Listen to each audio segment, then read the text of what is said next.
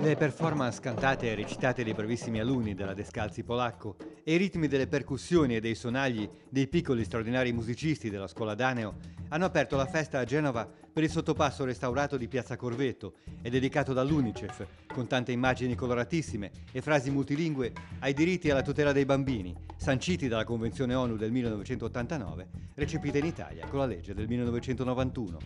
Della giornata, organizzata dall'UNICEF con la città metropolitana, a Palazzo Doria Spinola e da Largo Lanfranco al Sottopasso, sono stati protagonisti anche tanti sindaci dei consigli comunali dei ragazzi del territorio. Andrea Calascibetta è il sindaco del Consiglio Comunale dei Ragazzi di Pieve Ligure. Cosa fate per i diritti dei ragazzi appunto nel vostro comune?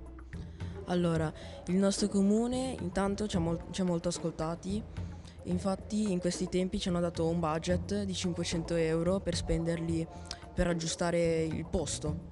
Infatti l'abbiamo già spesi per aggiustare la scuola, per prendere occorrenti per la scuola. I diritti, le esigenze, i bisogni dei bambini e degli altri ragazzi come arrivano al Consiglio Comunale, ad esempio, del tuo comune?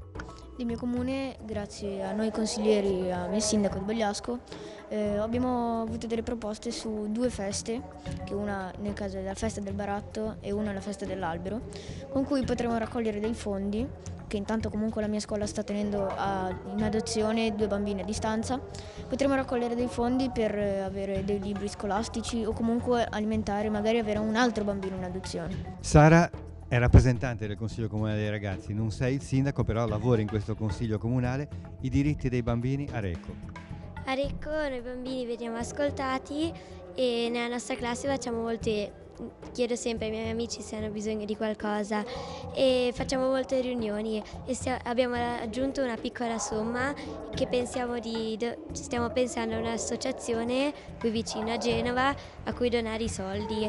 Anche un giorno a scuola porteremo dei giocattoli, delle cose che non usiamo più, che possono andare, che tramite un aereo vanno nella fascia di Iraq, dove c'è la guerra, dove ci sono tante persone povere e noi cerchiamo di aiutarle. Qual è secondo voi il diritto fondamentale per un bambino? Una risposta per uno. Secondo me è di essere ascoltato, perché un adulto può decidere le cose fondamentali, ma un bambino deve essere anche ascoltato perché tutti hanno dei diritti. Per te? Anche secondo me è così, quindi la libertà di pensiero e la libertà di parola, diciamo, di esprimere la propria opinione agli adulti. Sara, per te? Anche per me, però anche il diritto di esprimere la propria opinione, se uno non concorda con una cosa dell'adulto deve dirla, cioè deve esprimersi. Quindi la libertà di pensare con la propria testa. Già.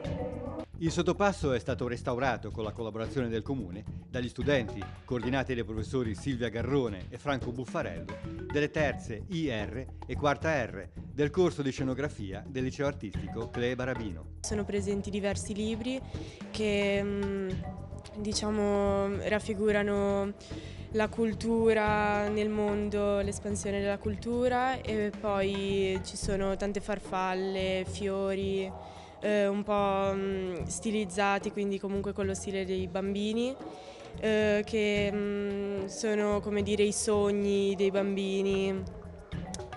Poi abbiamo copiato dei disegni fatti da bambini che sono tutti appesi, tenuti da delle colombe, e ci sono anche delle scritte in varie lingue, anche questo per i diritti, appunto. Siano di tutto il mondo. Ecco, di questo progetto ne avete riflettuto, ragionato direttamente a scuola, e poi appunto come vi siete divisi le parti? Diciamo che all'inizio ognuno di noi aveva dei compiti ben stabiliti, ognuno sapeva cosa doveva fare, aveva il suo, angolo di muro su cui liberare la sua fantasia, ecco. Però poi andando avanti ci siamo resi conto che lavorando di gruppo comunque le cose venivano bene, quindi alla fine ognuno sapeva quello che doveva fare, però c'era collaborazione. Il fatto di farlo per i diritti del bambino, perché un sottopasso in una città sia dedicato ai diritti del bambino, è una cosa speciale. Beh sì, sicuramente, perché anche i sottopassi prima sono stati fatti dalla nostra scuola e comunque, seppur bellissimi, non avevano lo stesso intento, quindi secondo me questo è stato fatto sicuramente più di cuore, perché era per un progetto importante. Un grande albero perché i diritti dei bambini mettano radici.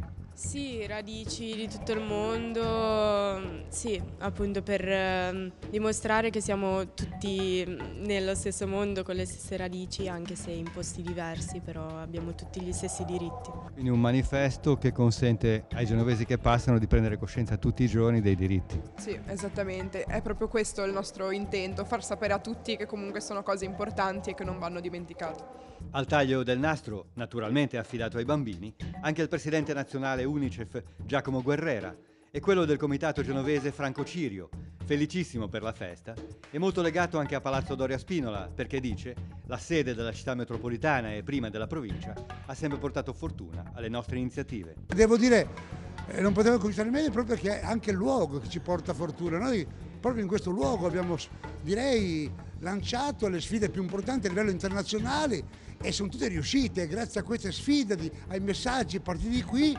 abbiamo saputo accendere fuochi, speranze e successi in tutto il mondo. E adesso l'ultima sfida è un sottopasso che ricorda a tutti i diritti dei bambini. Questo è molto importante.